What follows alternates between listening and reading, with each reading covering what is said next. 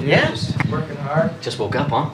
Yeah. It's a long day. You probably deserved a nap, right? I told you. I tried to turn the damn thing off. So how does that, if you have a photo shoot though and you didn't sleep the night before, like a woman would worry about bags underneath the eyes. Right. Well, I mean, that's what they put makeup on me. I'm not proud of it, but they put makeup on me. What are the beauty secrets of Justin Bieber that most don't know about?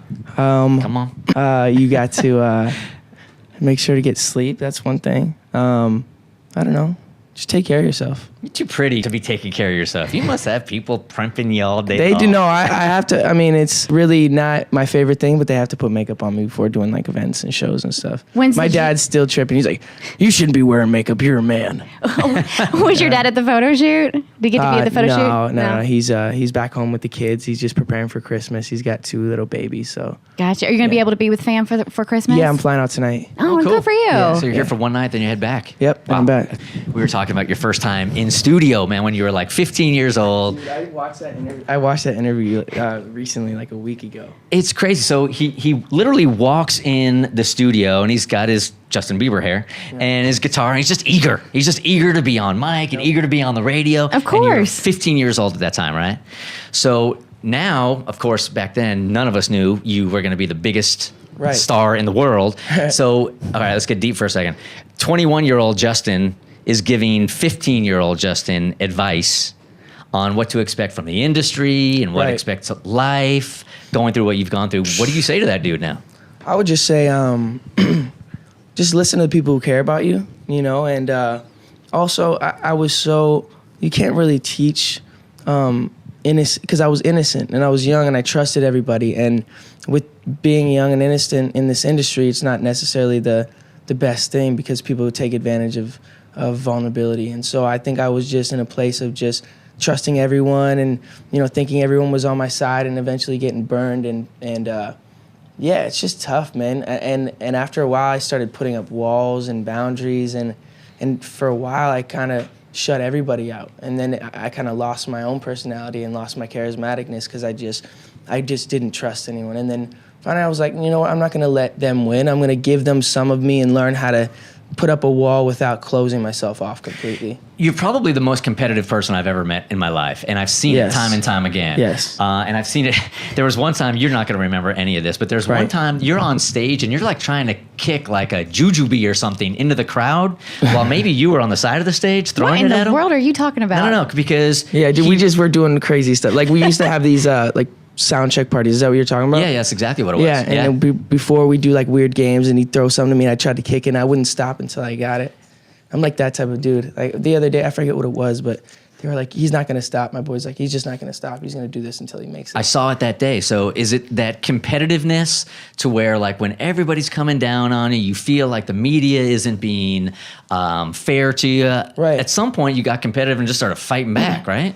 Well, the thing is that throughout it all, I always knew my talent level and I knew what I was capable of. So I was never worried about coming back. And that might sound weird, and because I was such in a weird place, but I always knew what I was capable of. And at that time, I was just growing up and figuring myself out. And I just happened to be doing it in a spotlight and in front of people. So it was a little different. Like you guys got to make your mistakes, and no one got to see it. Right. You know? And for me, it's like everyone gets to see it, and obviously I have more accessibility to do crazier stuff because I'm, you know, in this position. But yeah, dude, I just had to figure out what kind of man I wanted to be, and you know, I have awesome people in my corner. We got Scooter, who's just an awesome man, and just yeah. That's it. When it comes to finding the right people to trust, though, because it's no exaggeration when Bert says, like, you are one of the world's biggest stars. So the people that get to come into your fold, like, how do you figure out who you can trust and who you can't? Well, I had to reassess that completely. I kind of like shut everybody out. You know, after I was like, you know what, I'm gonna kind of start making some changes. So I kind of just like, let me take some space, even from the people that I loved. And then I came back and I put them in the positions where they needed to be. You know, before it was like, I didn't really have anyone in designated places. It was just like whoever, whenever, you know, because I was just like, I wanted people around, and, you know, you're in a place of being lonely and stuff. It feels good to have someone around. It doesn't even matter who it is. Mm-hmm. So they felt like they just they didn't know their place either. So once I came back and I was like, okay, this is where my mindset's at. When I'm in the studio or I'm doing this, you guys come through. I love having you around, but you don't need to come on my bus all the time. And, you know, it just finding out places where they belong. People naturally weed themselves out and then Right, to places. and then like, you know, I got my brother here. He's, I mean, not my real brother, but he's my dad dated his mom for 15 years, so we like spent Christmases together, and I know I can trust him, and yeah. Those conversations got to be tough. Like, you got this group of people, and you want to assume that they're your best friends, and then at some point you got to say this. That's a tough conversation for anybody. Now, if you're having it at 19 or 20 or 21, that's tough. It's one of the toughest things, especially when you really love someone. And I'm not the type of person who likes confrontation at all. Like, I hate it, especially with my friends. So I don't want to disappoint them. I don't want them to think that I don't love them, you know. But there's sometimes you just need space, and it's like, I still love you, but I'm gonna love you from a distance because I don't know if like we're right for each other right now. Not like, you know what I mean? Yeah. But it's probably comforting for teenagers to hear this because we've all been there. Like, we've all had those friends that we couldn't say no to, and peer pressure, and this is probably how we gotten ourselves into situations that we have. Yeah. I think I have a cool opportunity to just be a light and tell people, I'm human. I'm still gonna make mistakes. You might see me on TMZ tomorrow doing something else dumb, but I think that what's cool about this growth is people can see it, and it's like I've made a transition that's and been consistent, you know. And I think that life is just about staying consistent and keeping pushing forward and knowing that, hey, this day might suck, but let me just look forward to tomorrow or the better days to come in the future. I know you're pretty spiritual, so and I know you must have thought about this before, like. Did God put you on this earth to do music, or did God put you on this earth to connect with people going through struggles that can learn from you? You know what I'm trying to say? Yeah, no, I get you. I think that my platform gives me the opportunity to do that. My love and my passion is people, and that's where my music comes, is because I'm able to give them something special, whether they're going through whatever they're going through. I think the connection comes through my music and helping them through my music. I don't know if necessarily I'm meant to be a public speaker or someone who's, you know, I think what my platform is come to my show, feel the energy from my music, know that my music is positive and light and beautiful, and hopefully they can take something from that. Because I think that when it's almost like a religion in itself. You know, when you're coming to a concert, you're leaving all your troubles behind. You're going to just be like completely enveloped in the music, and you have your hands up, and it's like you're just there and you're present. And I think that what's so beautiful about that is like everyone's connected, everyone's there and there for the right reasons, and that's why I love what I do. Now, purpose is a powerful word, and I think it's a bold move to make it the title of your album. Right. Do you feel like you found your purpose, or are you still searching for it? I think slowly but surely, but I think that finding your purpose is one of the most important things, and that's why I wanted to make the album Purpose, because everything that I put out so far, whether it's Never Say Never or Believe, it's all has something that's such a powerful word that you can take it however you want to take it and run with it, but it's powerful. And for a while, I felt like I lost my purpose, and slowly but surely, I'm figuring out where I belong and what my purpose is and what I need to do for the world and what I need to do for myself. And hopefully, I just keep moving in that direction. And yeah. Over the last year, man, you've gone through some ups and downs, and we've all been sort of following it. And I will say that I have been very consistent.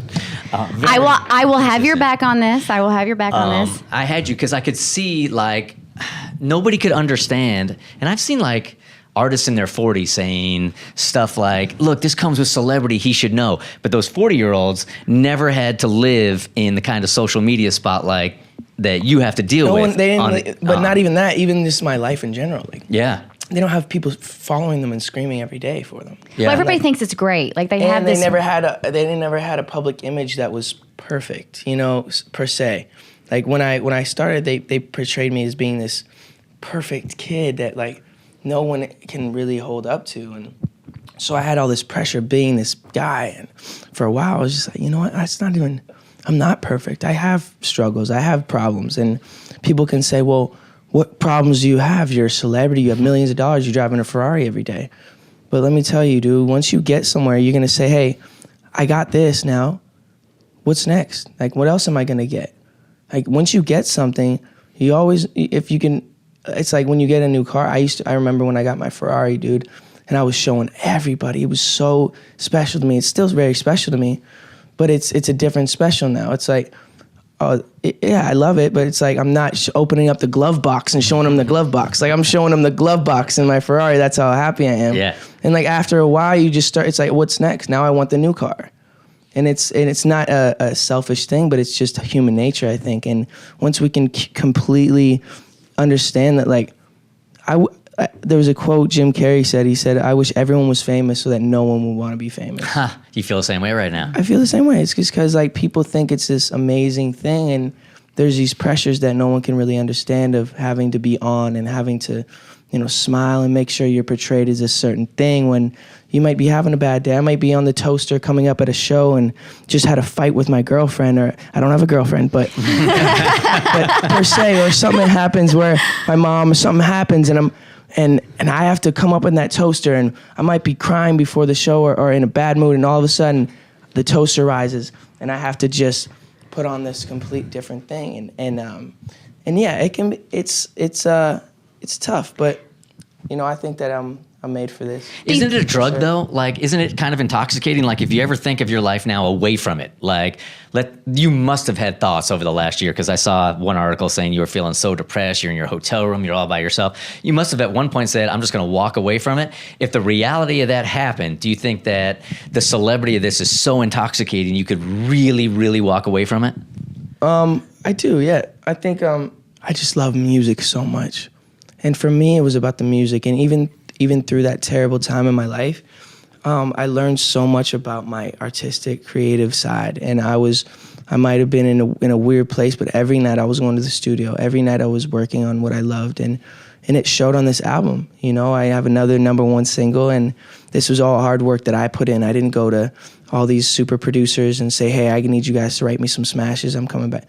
I literally worked on what I thought was unique to me and a unique sound to myself, and I ran with it, and people are gravitating toward that. And I think if I wouldn't have spent that time, if I would have, stopped doing what I loved during that time and just listened to everybody, and because I stepped away from the spotlight, I stepped away from, all this stuff, but what I did was I kind of just hid in the studio and just like grinded it out. And I found people that I love to work with, found people that I didn't like to work with, found people that I vibed with, found people that it's really hard to really find someone who you can write with, has such an open mind and who doesn't try to steal your creativity, and you can really bounce off ideas with. And I finally found this dude named Pooh Bear, who's super talented, who helped me write What Do You Mean and Where Are You Now, and he's just has this. Where do you find someone like that? I mean, Craigslist? No, it was actually organic. Facebook. Yeah. It was actually organic. I went to the studio with someone else, and he was in the studio writing for them.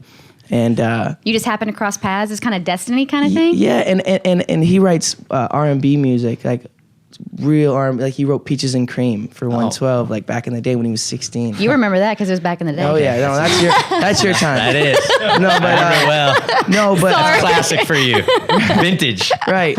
No, but yeah, he wrote all this R&B music, and I was like, hey, Mo, I want to do an R&B album. And he's like, what?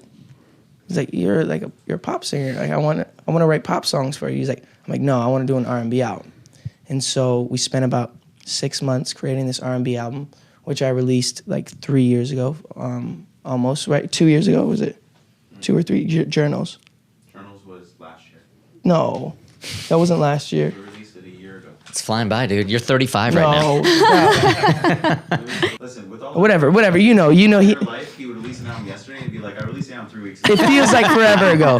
Anyway, so I released this little project, and it was like a creative project, and I only released it online. And so I did that for myself because I was like, I just want to do R&B music, and we did that. It did pretty well. It wasn't like a super huge album, but I wasn't planning for it to be that. I didn't do any promotion. I didn't do anything like that, and I got to do that and express myself creatively. And then after that, I was like, you know what? I want to go back and I want to incorporate this style into my pop lane, and I want to go and make some smashes. So we started like cooking it up in the studio, and we actually found Diplo and Skrillex. Scooter actually was in the in like a bar or a club or something and ran into Diplo, who was like, yeah, we're doing this album, we want to get Justin on it.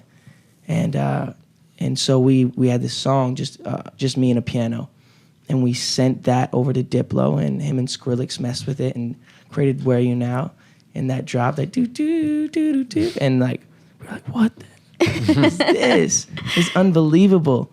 And so I called them into the studio. I was like, hey guys, I think that this could be a sound that's gonna change music, and I think that I would be an awesome person if you can just trust me to take this sound and run with it. And they were like, we would love that. And so I spent the next couple months with me and Skrillex, and we just grinded in the studio, found stuff that we loved, we didn't like, and eventually we came up with Purpose. Do you think you've had the longevity you've had because it started out so pure and it's always been about the music and not about the fame?